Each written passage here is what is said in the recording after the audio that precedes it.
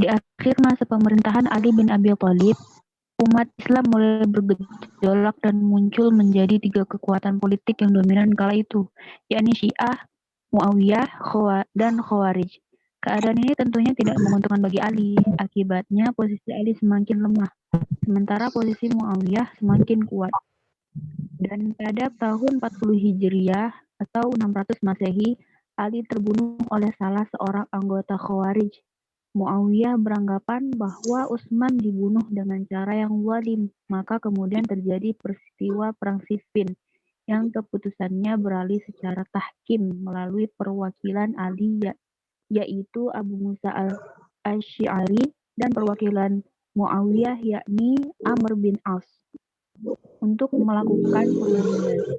Sebuah perundingan yang merugikan pihak Ali bin Abi Thalib karena pihak Muawiyah ingkar terhadap perjanjian. Yang kemudian sebab dari perselisihan yang semakin memanas itu ialah munculnya 3 golongan, seperti yang telah tersebut di atas, yakni Khawarij, Syiah, dan Mu'tazila. Pihak yang kecewa dengan Ali dan Muawiyah ialah golongan Khawarij. Belakangan, salah seorang Khawarij dari kota Kufah yang bernama Abd al-Rahman bin Muljam diketahui membunuh khalifah terakhir, yakni Ali bin Abi Thalib.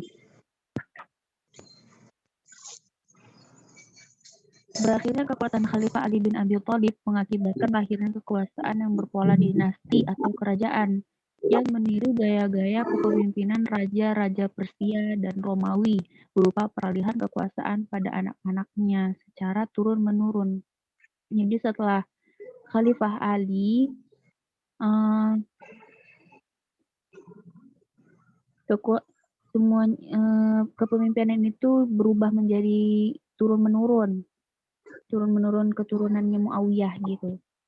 Keadaan ini menandai berakhirnya sistem pemerintahan khalifah yang didasari asas demokrasi untuk menentukan pemimpin umat Islam yang menjadi pilihan mereka.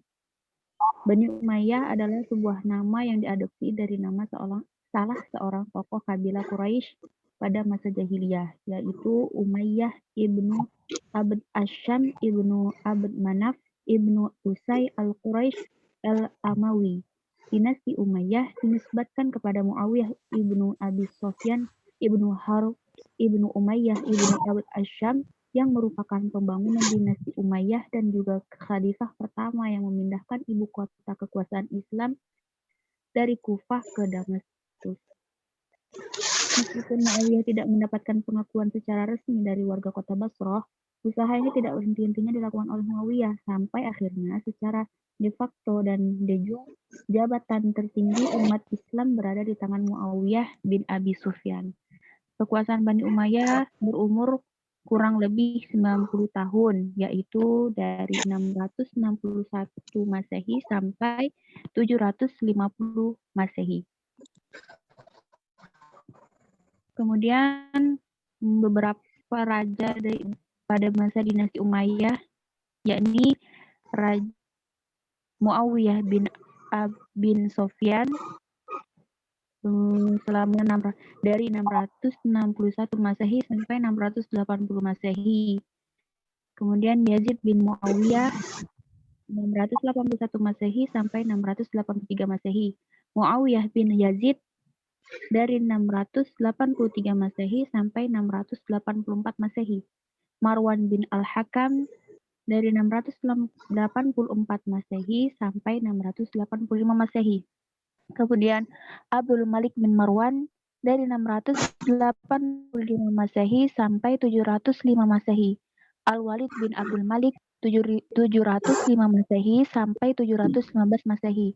Sulaiman bin Abdul Malik dari 715 Masehi sampai 717 Masehi. Umar bin Abdul Aziz dari 717 Masehi sampai 720 Masehi.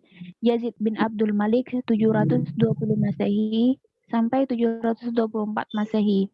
Hisham bin Abdul Malik 700 Masehi sampai 743 Masehi. Walid bin Yazid 743 Masehi sampai 744 Masehi. Yazid bin Walid tua, yakni dari 744 Masehi. Ibrahim bin Malik 744 Masehi.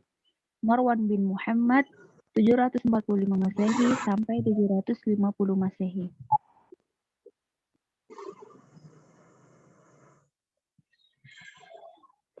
Adapun ekspansi wilayah dinasti Umayyah, yakni pemindahan ibu kota dari Madinah ke Damaskus melambangkan zaman imperium baru dengan menggeserkan untuk selama-lamanya dari pusat Arabia.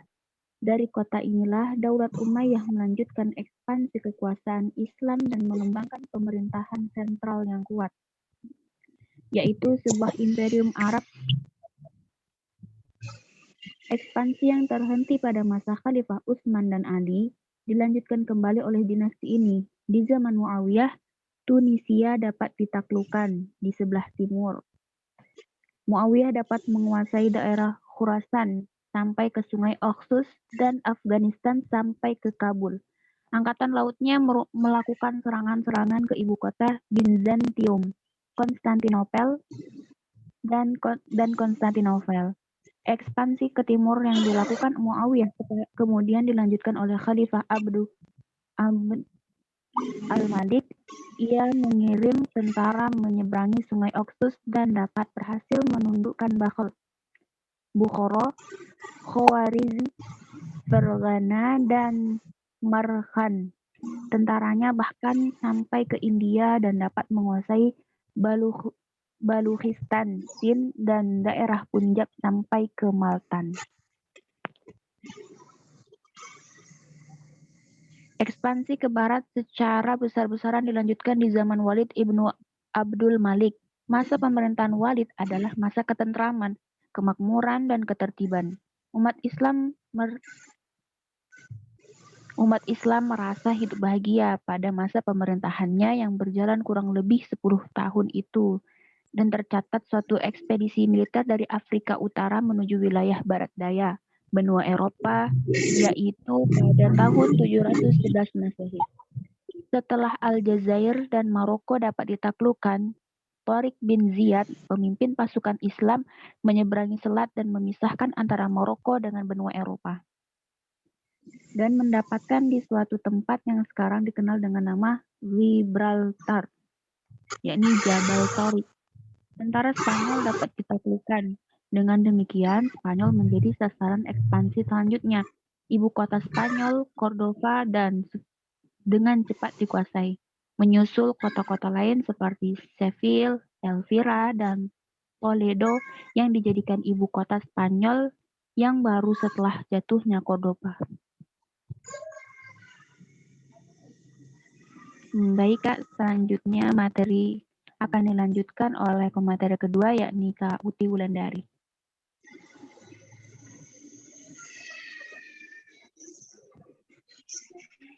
Bismillahirrahmanirrahim. Saya lanjutkan dari pemakaran Kak Nurfa.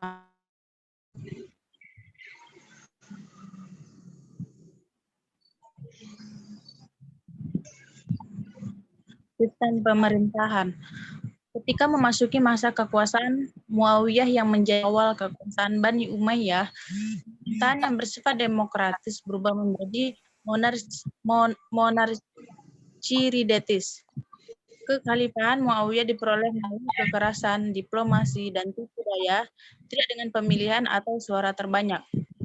Suksesi kepemimpinan secara turun-temurun dimulai ketika Muawiyah mewajibkan seluruh rakyatnya untuk menyatakan setia terhadap anaknya, yaitu Yazid. Muawiyah bermaksud mencontoh monarki di Persia dan Bizantium. Dia memang tetap menggunakan istilah khalifah, namun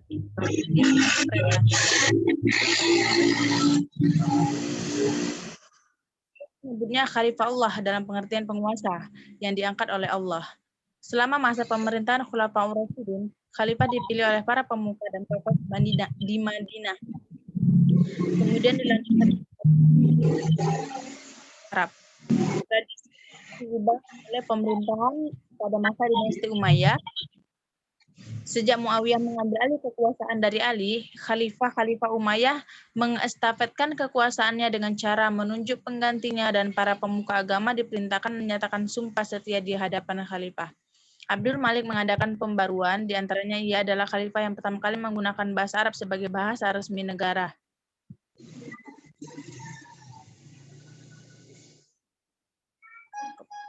Pemerintahan Islam meskipun telah bercampur baur, unsur kerajaan dengan sistem pewarisan, makna substansi dan tujuan-tujuan serta hakikat kekhalifahan masih utuh.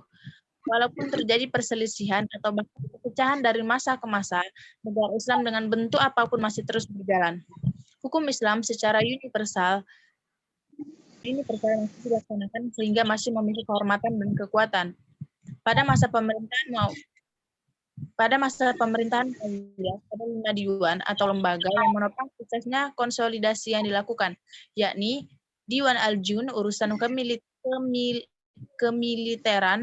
the Military Board, Diwan Al-Wasail, urusan administrasi dan surat, the Board of the Correspondence, Diwan Al-Barid, urusan pos, the Board of Post, Diwan Al-Kharaj, urusan keuangan, the Board of Finance, dan Diwan Al-Khatam, urusan dokumentasi, the Board of Signer. Struktur pemerintahan pusat terdiri dari 5 departemen, yakni militer, perpajakan, dan keuangan, surat menyurat, arsip, dan dokumentasi negara, serta layanan pos dan registrasi penduduk. Masing-masing departemen dipimpin oleh seorang sekretaris atau katib. Dalam pemerintahan daerah, wilayah kekuasaan dibagi menjadi 5 provinsi besar, yaitu Hijaz, Yaman dan Arabia, kemudian Mesir bagian utara dan selatan, kemudian Irak dan Persia, kemudian Mesopotamia, Azerbaijan dan Armenia, kemudian yang terakhir Afrika Utara, Spanyol dan Prancis bagian selatan.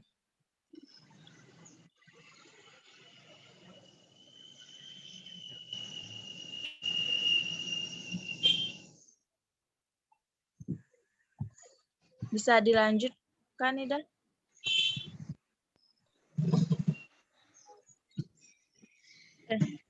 Peradaban Islam. Berikut adalah beberapa kemajuan peradaban Islam di Spanyol dari beberapa aspek. Pertama ialah kemajuan intelektual, kedua ialah kemajuan arsitektur. Masjid Jami Cordova adalah salah satu contohnya. Ketiga ialah teknik pembuatan kapal dan alat navigasi, yaitu pada waktu dunia Kristen Barat baru mampu membuat kapal yang hanya bisa menyeberangi laut tengah dengan menggunakan angin buritan, kaum muslimin telah mampu membuat kapal yang melayari lautan Hindia sampai ke Cina. Kemudian peradaban selanjutnya adalah pola pendidikan Islam pada periode dinasti Umayyah telah berkembang bila dibandingkan pada masa Khulafaur Rasyidin yang ditandai dengan semaraknya kegiatan ilmiah di masjid-masjid dan berkembangnya kutab serta majelis sastra.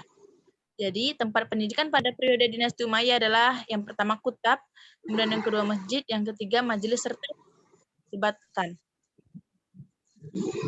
Kemudian usaha yang tidak kalah pada masa dinasti Umayyah ini dimulainya penerjemahan ilmu-ilmu dari bahasa lain ke dalam bahasa Arab. Seperti yang dilakukan oleh Walid ibnu Yazid, ia memerintahkan kepada sarjana Yunani dan Qibti ke dalam bahasa Arab tentang ilmu kimia, kedokteran, dan ilmu falak. Dinasti Umayyah mencapai keemasan terjadi pada pemerintahan Umar bin Abdul Aziz. Adapun hal-hal yang membuat dinasti Umayyah mengalami masa kemajuan yang sangat pesat serta kerja besar yang dilakukan oleh Umar bin Abdul Aziz. Selama melaksanakan pemerintahan diantaranya adalah mengembalikan semua harta yang ada padanya ke Baitul Mal. Pada saat kejatuhan dinasti Umayyah pada tahun 755 Masehi, putra mahkota Umayyah yang terakhir, Abdurrahman lari ke Spanyol dan mendirikan kekuasaan di Cordoba yang bebas dari kekuasaan Abbasiyah. Kekhalifahan Abdurrahman yang bermula tahun 929 Masehi berakhir hingga 1031 Masehi berhasil membangun Masjid Cordoba yang megah, tapi pada masa penaklukan Ferdinand ketiga tahun 1236 Masehi diubah menjadi katedral Kristen.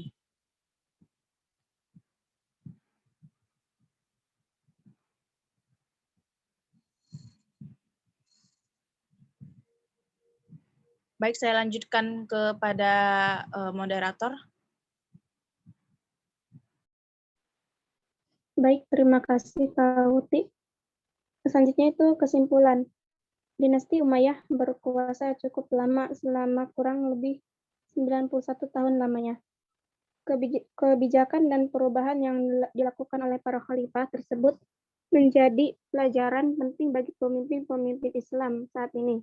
Bani Umayyah dalam pola pengembangan pendidikan Islam memang masih sama dengan periode pendidikan sebelumnya, tetapi sudah ada reformasi yang dilakukan baik dari segi kurikulumnya maupun tata cara yang dilakukan oleh para pendidiknya. Salah satu kemajuan pendidikan selama pemerintahan Bani Umayyah yakni pengembangan kurikulum, pengajaran, dan pendidikan meskipun hal-hal tersebut belum terlalu formal seperti saat sekarang ini. Baik, untuk teman-teman sekalian, selanjutnya saya buka sesi pertanyaan. Sesi pertama kami akan menampung 3 pertanyaan terlebih dahulu. Silakan untuk teman-teman yang ingin bertanya. Maaf Kak, bukannya dilanjut ini dulu. Oh iya, ya maaf Kak. Selanjutnya akan dilanjutkan oleh kelompok 4. Silakan Kak. Baiklah, terima kasih. Selanjutnya presentasi kelompok 4. Saya Hakiki Nurjana akan membimbing jalannya presentasi siang hari ini. Baik, kepada kakak pemateri dipersilakan untuk mempresentasikan materinya. Kepada Kak Yuli dipersilakan.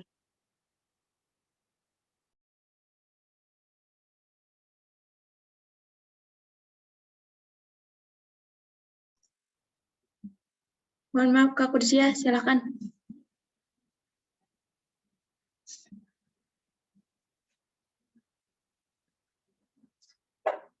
Kak Kursia.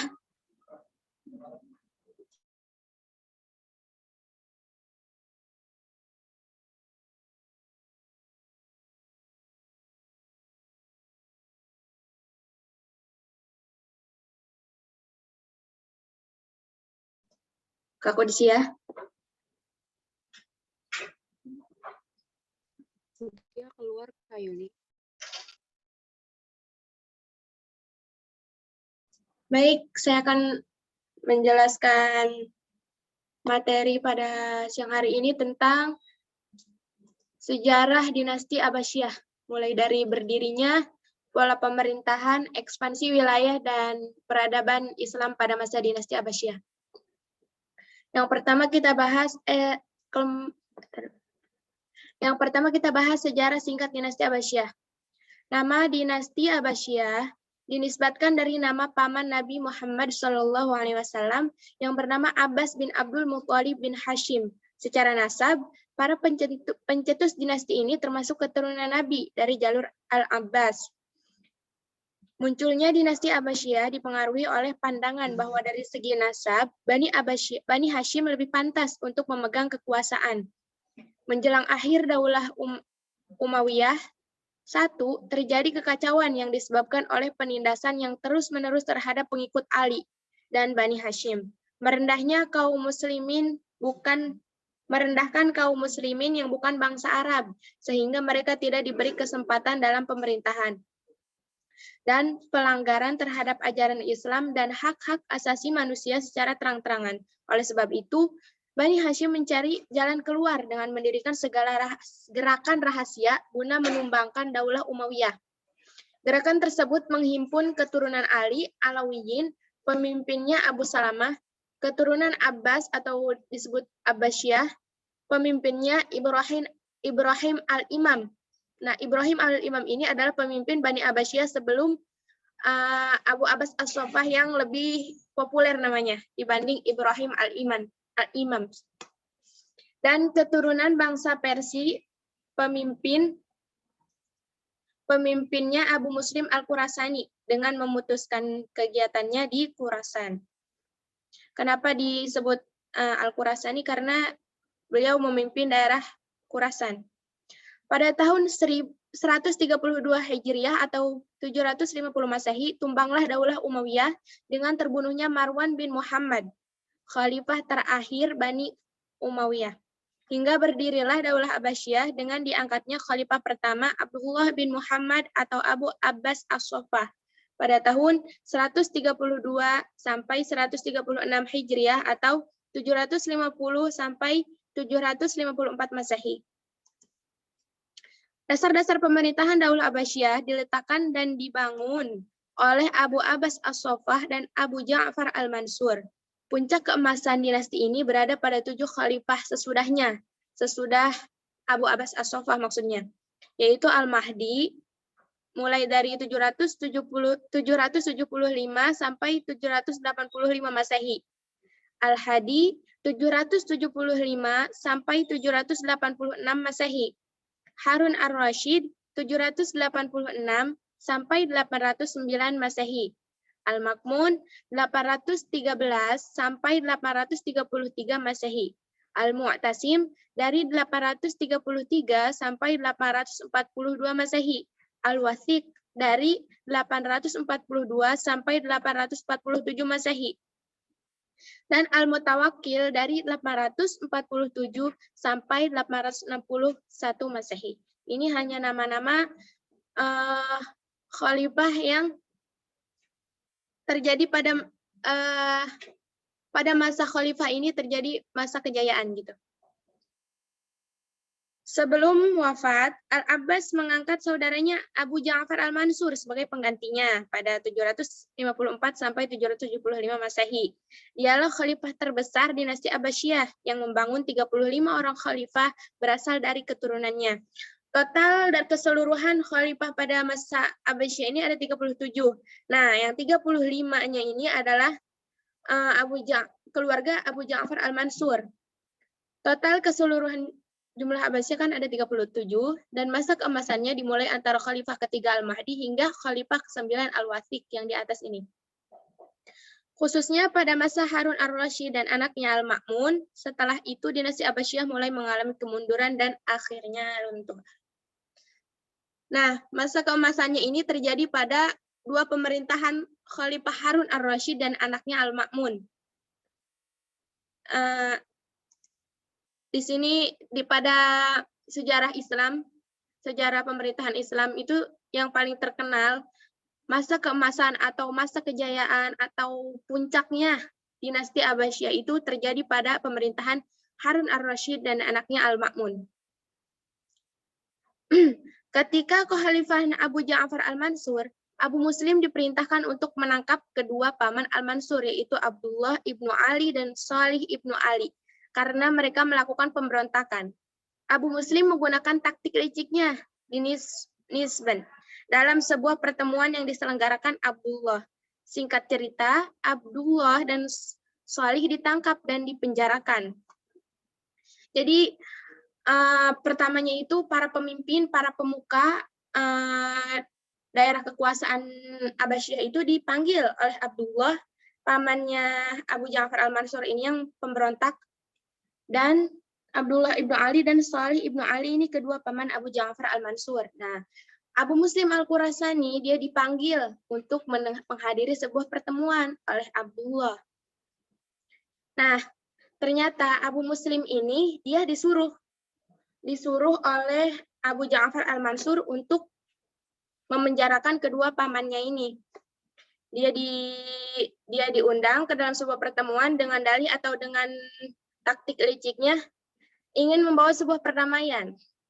Nah, singkat cerita kan mereka dipenjarakan. Mereka intinya terkena tipu muslihatnya Abu Muslim Al-Khurasani. Dipenjarakan selama 7 tahun, kemudian mereka mati di penjara.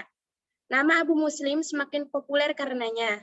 Al-Mansur mulai gelisah karena itu akan menjadi ancaman baru baginya. Untuk itu dipindahkanlah kepemimpinan Abu Muslim dari Khurasan ke Syria. Tapi Abu Muslim menolaknya dan seakan-akan lupa bahwa dia hanyalah tangan kanan Al-Mansur dan hanya sebatas menjalankan perintah Al-Mansur. Jadi karena saking dia tuh merasa berjasa mulai dari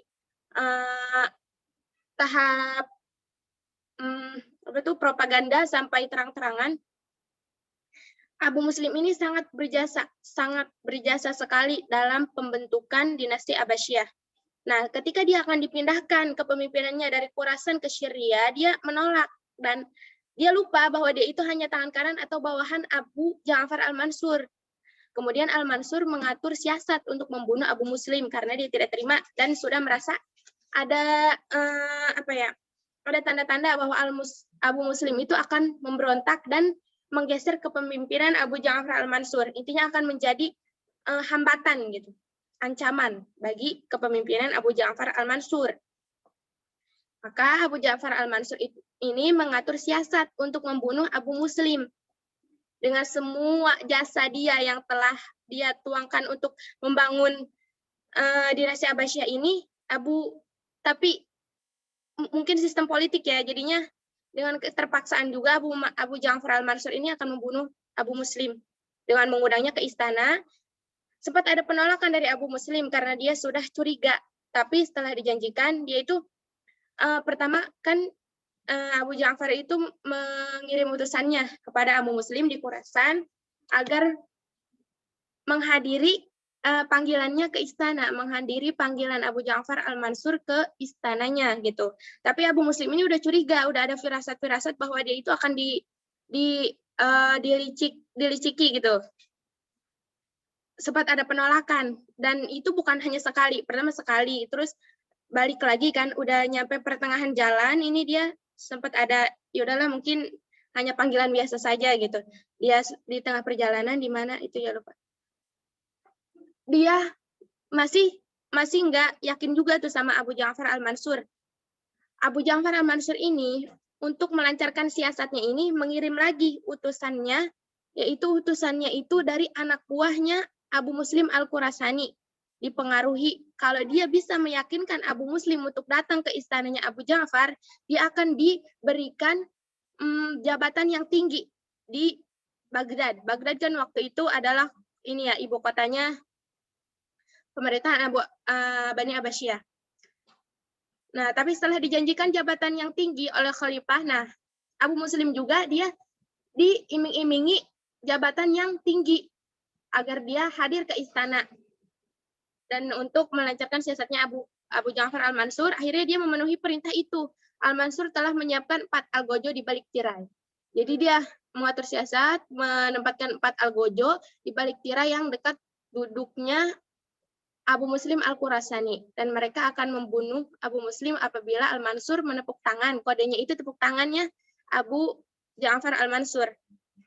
Sempat ada perbincangan dulu sebelum dibunuhnya Abu Muslim al-Khurasani dengan Abu Ja'far al-Mansur ini, ada perbincangan dulu sebelum terbunuhnya itu. Nah, setelah itu maka Abu Ja'far pun tepuk tangan sebagai kode untuk membunuh Abu Muslim al-Khurasani dan terbunuhlah Abu Muslim pada 30 Sya'ban 137 Hijriah sampai 755 Masehi. Nah, pola pemerintahan dinasti Abbasiyah.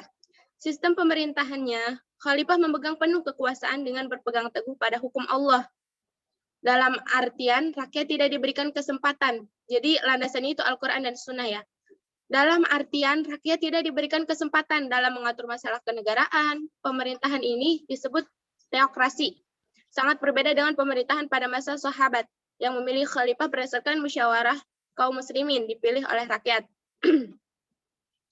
Khalifah bukan hanya berperan di pemerintahan duniawi saja, tetapi mereka juga berhak memimpin pemerintahan berdasarkan agama. Jadi bukan hal-hal yang bersifat duniawi saja di sini yang diatur, tapi hal-hal yang bersifat ukhrawi juga diatur oleh khalifah pada masa Abbasiyah. Khalifah Abbasiyah menggunakan gelar imam untuk menunjukkan aspek keagamaannya. Kebebasan berpikir HAM diakui sepenuhnya. Para menteri keturunan Persia diberikan kekuasaan penuh untuk menjalankan tugasnya dalam pemerintahan. Pola pemerintahan Bani Abbasiyah ini terbagi ke dalam 5 periode sesuai dengan perubahan politik, sosial, dan budaya. Periode pertama 132 Hijriah sampai 750 Masehi atau 232 Hijriah sampai 847 Masehi. Masa pengaruh Persia pertama. Nah, ini periode pertama ini dipengaruhi oleh pengaruh Persia pertama. Daulah Abbasiyah mengalami puncak kejayaan pada periode ini.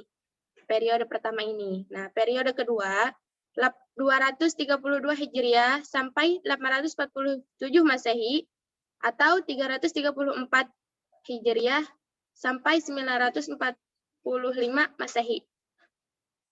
Masa pengaruh Turki pertama. Nah, yang kedua, periode kedua ini dipengaruhi oleh pengaruh Turki pertama. Periode ketiga 334 Hijriah atau 945 Masehi sampai 447 Hijriah atau 1070 Masehi. Masa pengaruh Bani Buai. Jadi yang periode ketiga ini pemerintahannya dipengaruhi oleh Bani Buaihi atau Persia kedua. Periode keempat 447 Hijriah atau 1055 Masehi sampai 590 Hijriah atau 1194 Masehi. Dan ini dipengaruhi oleh pengaruh Bani Seljuk atau Turki kedua. Dan periode terakhir atau periode kelima yaitu 590 Hijriah atau 1194 Masehi sampai 565 Hijriah atau 1258 Masehi. Periode yang terbebas dari dinasti lainnya. Nah, periode terakhir ini tidak dipengaruhi oleh pengaruh Persia pertama, pengaruh Turki pertama, ataupun Bani Buai dan Bani Seljuk. Politik yang dijalankan Daulah Abbasiyah antara lain pertama, kekuasaan sepenuhnya dipegang oleh khalifah yang mempertahankan keturunan Arab murni dibantu oleh wazir atau menteri, gubernur, dan para panglima beserta para pegawainya yang berasal dari berbagai bangsa. Kedua, Kota Baghdad sebagai ibu kota negara menjadi pusat kegiatan politik, sosial, dan kebudayaan. Dijadikan kota internasional yang terbuka untuk semua bangsa dan keyakinan. Ketiga, ilmu pengetahuan sebagai sesuatu yang penting dan mulia. Keempat, kebebasan berpikir diakui sepenuhnya. Kelima, para menteri turunan Persia diberi hak penuh dalam menjalankan pemerintahan. Jadi pada masa dinasti Abbasiyah ini nih yang ada masa pengaruh Persia pertama, pada periode pertama ini, itu memang kedoknya atau terlihatnya gitu, khalifah yang memegang penuh atas pemerintahan. Tetapi di balik itu ada pengaruh-pengaruh Persia pertama, jadi tidak bebas gitu. Khalifah itu dipengaruhi oleh Persia pertama seperti wazir gitu. Itu tuh pengaruh Persia pertama. Terus dengan adanya pengaruh Bani Buai sama yang memegang kendali sebenarnya itu di balik khalifah itu adalah itu pengaruh-pengaruhnya gitu. Pengaruh Persia, pengaruh Buai, dan pengaruh Bani Seljuk. Seperti itu. Silakan materi selanjutnya akan disampaikan oleh Kak Qudisiyah. Apakah sudah hadir? Sudah, Kak. Ya, terima kasih, Kak.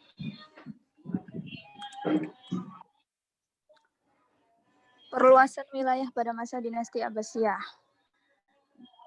Kalau waktu Bani Umayyah lebih memfokuskan pada perluasan wilayah, sedangkan Bani Abbasiyah menghentikan perluasan, tetapi lebih terfokus pada peningkatan kualitas, terutama bidang intelektual.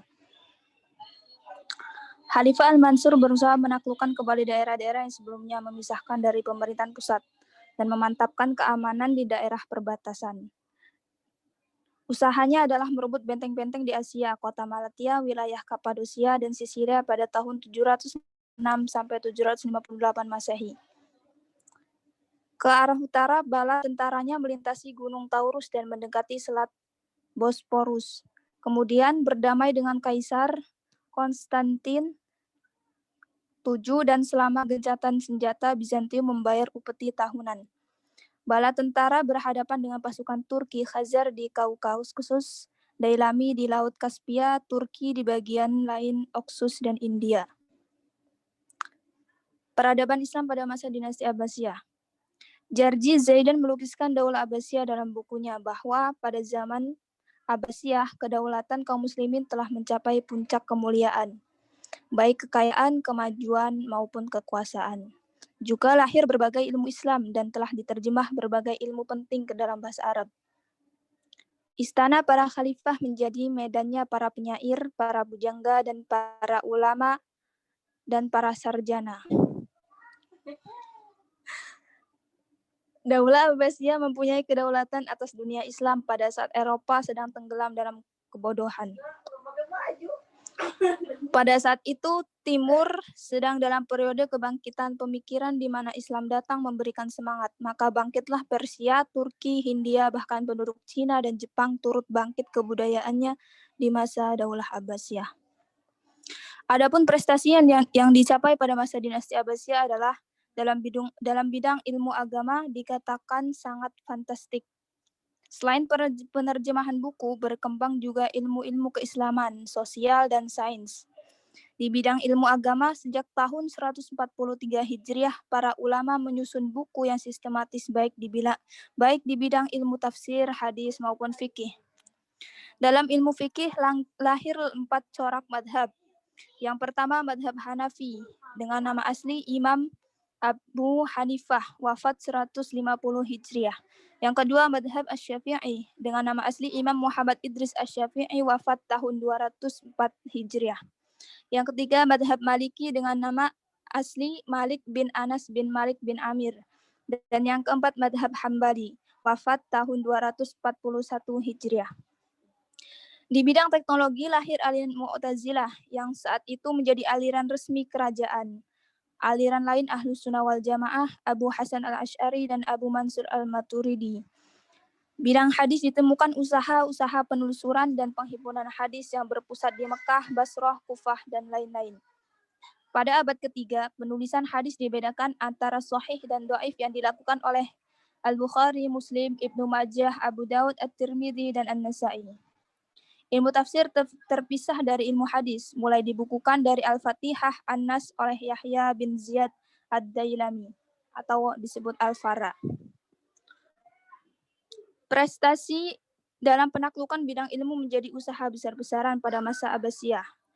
Gerakan membangun ilmu secara besar-besaran yang dirintis oleh Khalifah Ja'far al-Mansur setelah ia mendirikan kota Baghdad tahun 144 Hijriah atau 762 Masehi dan menjadikannya sebagai ibu kota negara. Ia menarik dan merangsang banyak ulama dan para ahli dari berbagai daerah untuk datang dan tinggal di Baghdad guna usaha pembukaan ilmu agama seperti fikih, tafsir, tauhid, hadis, dan ilmu-ilmu lain seperti ilmu bahasa dan sejarah. Namun yang lebih mendapat perhatian adalah penerjemahan buku ilmu yang berasal dari luar. Masa kejayaan Bani Abbasiyah adalah pada masa pemerintahan Harun ar-Rasyid dan putranya Al-Ma'mun. Bani Abbasiyah tidak lagi terfokus dengan ekspansi wilayah seperti Bani Umayyah, melainkan pada peningkatan kualitas terutama pada bidang intelektual. Peradaban Bani Abbasiyah begitu pesat dan beragam, mulai dari bidang pendidikan, kekayaan, kekuasaan, infrastruktur, juga banyak para ilmuwan fikih, hadis, tafsir, dan lain-lain. Dokter juga sangat banyak waktu zaman Abbasiyah. Begitupun bidang kesenian yang tidak kalah majunya. Banyak ahli kaligrafi, arsitektur, musik, dan sebagainya. Kesimpulan. Pendiri Bani Abbasiyah adalah Abu Abbas As-Saffah pada tahun 750 Masehi setelah terbunuhnya Khalifah Marwan dibantu oleh Abu Muslim Al-Khurasani. Tetapi kekuasaan As-Saffah singkat. Al-Mansurlah yang membangun dinasti 35 orang khalifah dari keturunannya. Ibu kota dipindahkannya dari Damaskus ke Baghdad pada tahun 762 Masehi. Abu Muslim merupakan orang yang sangat berjasa atas berdirinya Bani Abbasiyah yang kemudian dibunuh oleh Al-Mansur karena khawatir akan mengancam kekuasaannya. Pola pemerintahnya berbeda-beda setiap khalifah sesuai dengan politik, sosial, dan budaya. Peradaban Bani Abbasiyah begitu pesat dan sangat beragam mulai dari bidang pendidikan, kekayaan, kekuasaan, infrastruktur, juga para ilmuwan fikih, hadis, tafsir, dan lain-lain. Baik, saya kembalikan pada moderator Kak Hakiki Nurjana. Terima kasih. Terima kasih kepada Kak Kutsia. Lanjutnya sesi tanya jawab. Dipersilakan kepada kakak-kakak yang ingin bertanya. Kami menerima 3 pertanyaan terlebih dahulu. Kakak izin bertanya. Sebentar, Kak. Sebelumnya, sebutkan nama serta pertanyaan itu ditujukan kepada kelompok berapa gitu, Kak. Terima kasih. Baik. Sebelumnya Winda udah nanya buat kelompok 1 ada di kolom chat. Nah, ini pertanyaan buat kelompok 2. Kenapa sih Kak justru pada masa dinasti Abbasiyah itu tuh mereka itu berebut kekuasaan gitu. Padahal kalau dilihat dari kitab-kitab sirah itu khalifah yang 4 aja sebenarnya mana ngindarin jabatan, nggak mau ditunjuk jadi pemimpin sebenarnya mereka, apalagi Abu Bakar.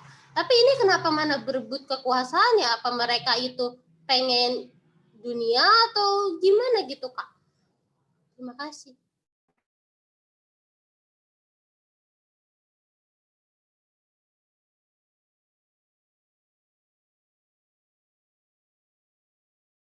Baik, terima kasih Kak Winda.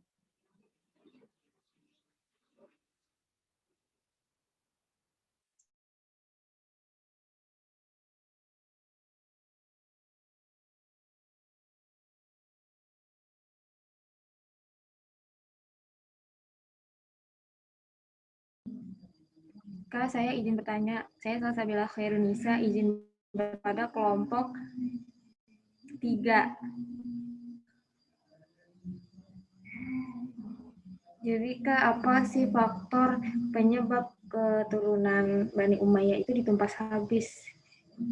Gitu Kak. Gimana Kak, ulangi?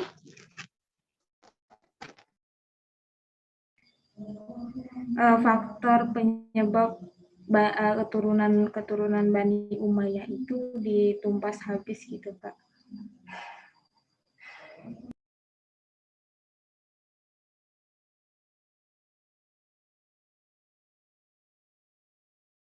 Terus ini Kak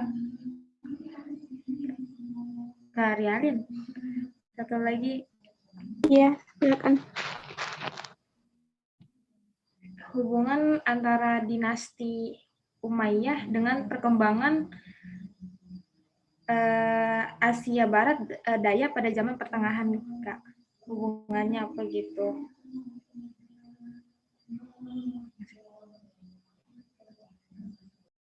Perkembangan apa Kak tadi? Perkembangan Asia Barat Asia pada zaman pertengahan.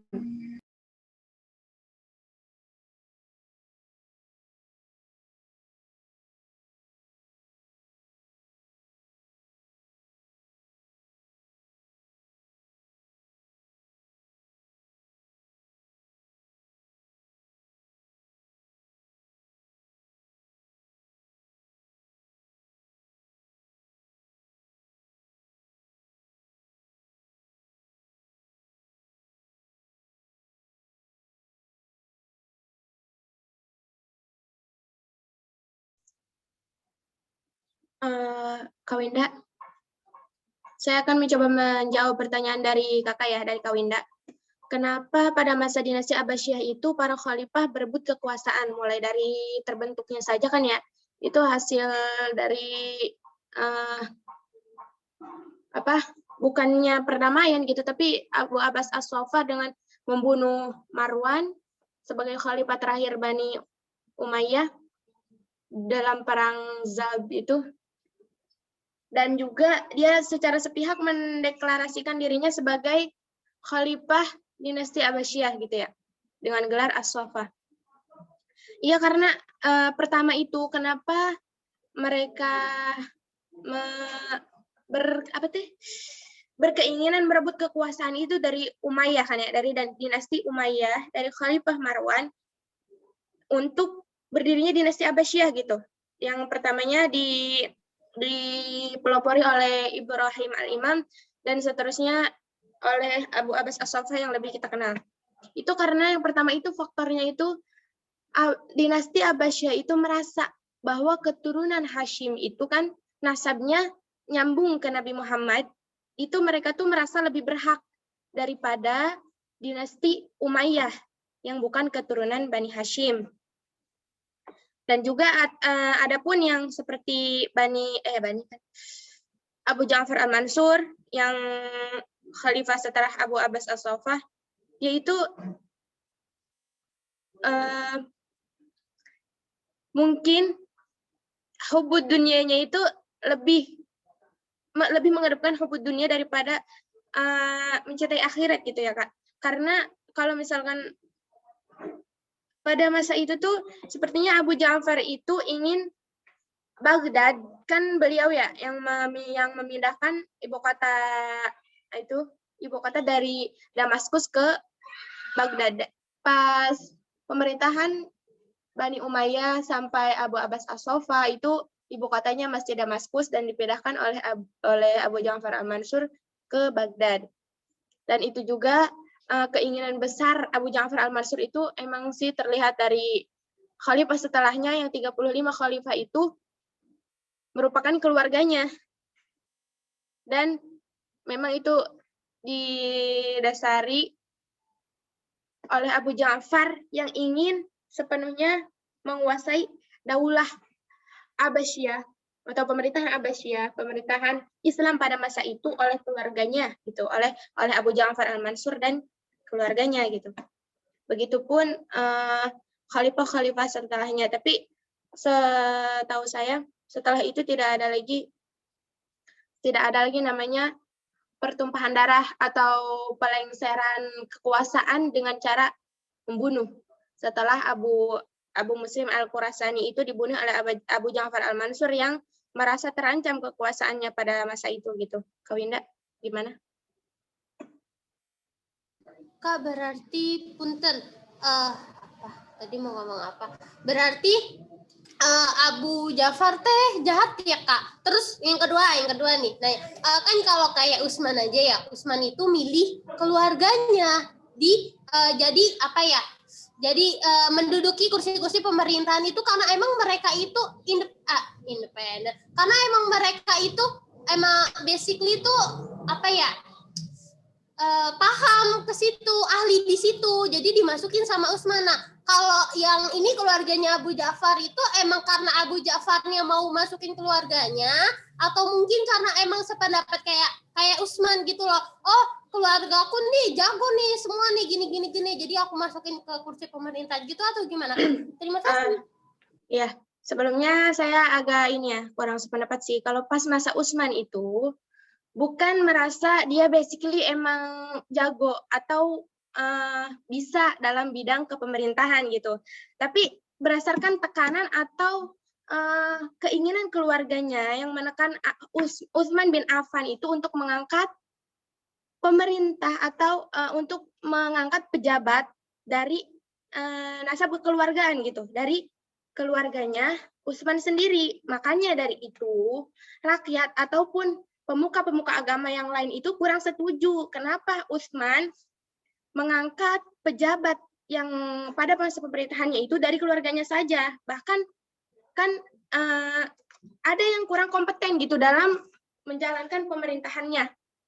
Itu yang pertama. Nah, yang jawaban untuk Bani Abbasiyah, kenapa Abu Ja'far memilih khalifah dari keluarganya, itu karena memang merasa kalau keluarganya itu memang kompeten untuk menjalankan kepemerintahan yang dititipkan kepada keluarganya itu gitu, yang di gimana sih jabatan sebagai khalifah gitu, Kak Winda. Abu Ja'far merasa bahwa tapi bukan intinya dari keluarganya, bukan hanya anaknya saja, intinya dari keluarganya Abu Ja'far al-Mansur itu kan nama-namanya juga, nama-nama khalifahnya juga ada yang Abu Ja'far gitu. Merasa bahwa mereka yang keluarganya Abu Ja'far itu memang layak dan berilmu, kompeten untuk menjalankan kursi kepemerintahan itu gitu. Dan pada masa Abbasiyah itu nggak ada yang namanya penolakan atau pemberontakan dari masyarakat atau pemuka-pemuka pada masa pemerintahan Abbasiyah itu yang berkomentar tentang kenapa Abu Ja'far al-Mansur ini mengangkat khalifah dari segi nasab kekeluargaan saja gitu, Kak Winda. Kalau beda halnya dengan pada masa Umayyah kan ada pemberontakan kan? Ada pemberontakan kenapa Khalifah Utsman hanya mengangkat khalifah dari segi nasab kekeluargaan gitu. Hanya dari keluarganya saja. Kenapa tidak dari selain keluarganya? Makanya terjadi konflik atas ketidakadilan Utsman itu gitu. Makanya sampai terbunuhnya Utsman. Itu, Kak. Yang pertama tadi apa? Yang pertama? Udah ya? Udah terjawab belum, Kak Winda? Udah Kak, punten. Berarti keputusan Abu Ja'far buat ngebunuh Abu Muslim itu benar banget ya? Kalau itu emang dia takut dan terancam kekuasaannya akan digeser oleh Abu Ja'far kan, oleh Abu Muslim Al-Khurasani yang memang dia sangat berjasa dan tipu muslihat atau apa ya, ilmunya itu sangat tinggi untuk kayak misalkan dia dari peperangan, terus dari kan Abu Muslim itu sudah mendukung Ibrahim Al-Imam itu dari masa penyebaran propaganda gitu. Penyebaran propaganda dari masa kayak tersembunyi dulu gitu sampai ke terang-terangan dan sampai berdirinya dinasti Abbasiyah gitu. Jadi masyarakat itu udah tahu seberapa berjasanya sih Abu Muslim Al-Khurasani dalam dinasti Abbasiyah ini gitu. Jadi kan pandangan-pandangan seperti itu dan juga melihat kelakuan Abu Muslim Al-Khurasani yang tidak mau dipindahkan dari Khurasan ke Syria itu kan udah menunjukkan bahwa dia itu udah menolak gitu, sudah menolak dan tidak menyadari bahwa dia itu hanya tangan kanan dan bawahannya Abu Ja'far Al-Mansur. Itu sudah menjadikan kayak cara dan tanda-tanda dan ciri bahwa dia itu akan memberontak gitu. Dan untuk itu Abu Ja'far Al-Mansur itu udah merasa terancam kursi kepemimpinannya gitu, Kak Winda. Makasih, Kak.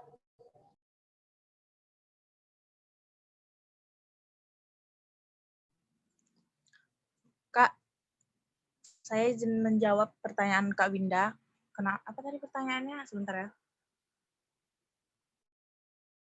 Harus ada Muawiyah, mengapa tidak Ali dan keturunannya saja yang jadi yang penerusnya ya kan, dari Khulafaur Rasyidin, kenapa tidak keturunan Ali gitu. Seperti yang sudah kita jelaskan sebelumnya tadi, dan teman-teman juga sudah tahu kan, pada akhir masa pemerintahan Ali bin Abi Thalib itu umat Islam mulai bergejolak ya, semenjak meninggalnya Khalifah Utsman bin Affan yang menurut para keluarganya itu ada kesengajaan di pembunuhan Utsman bin Affan.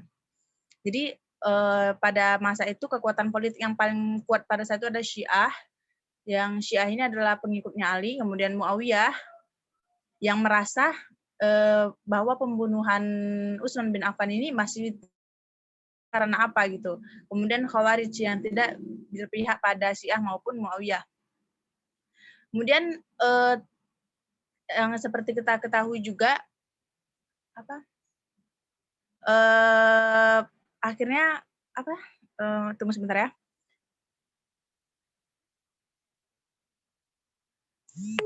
Terjadinya perang Siffin kan antara Ali dengan pihak Muawiyah pada saat itu yang berakhir dengan secara tahkim. Secara tahkim yang dimana di sini bahwa pihak Ali ini dirugikan, bahwa pihak Ali ini dijebak sebenarnya oleh pihak Muawiyah, yang mana pada saat itu perwakilan dari Ali adalah Abu Musa Al-Asy'ari dan perwakilan dari Muawiyah adalah Amr bin As untuk melakukan perundingan, yang mana perundingan tersebut merugikan pihak Ali bin Abi Thalib karena pihak Muawiyah ingkar terhadap perjanjian. Jadi Kak, bukannya gimana ya, kenapa tidak Ali gitu kan, karena saat itu perebutan kekuasaan ya. Jadi yang saat itu sedangkan kekuasaan Ali sudah melemah gitu. Sedangkan yang kuat pada saat itu adalah kekuasaannya Muawiyah, yang sebenarnya Ali di sini dijebak gimana ya, dirugikan oleh pihak Muawiyah sendiri, dibohongi gitu. Karena mereka ingkar terhadap perjanjiannya gitu. Dan mau tidak mau kekuasaan jatuh kepada pihak Muawiyah pada saat itu, Kak. Gitu. Jadi kenapa tidak Ali ya? Karena yang saat itu yang menang pada perebutan kekuasaan tersebut adalah pihak Muawiyah, bukan pihaknya Ali. Begitu kalau Kak Winda masih ada yang kurang jelas?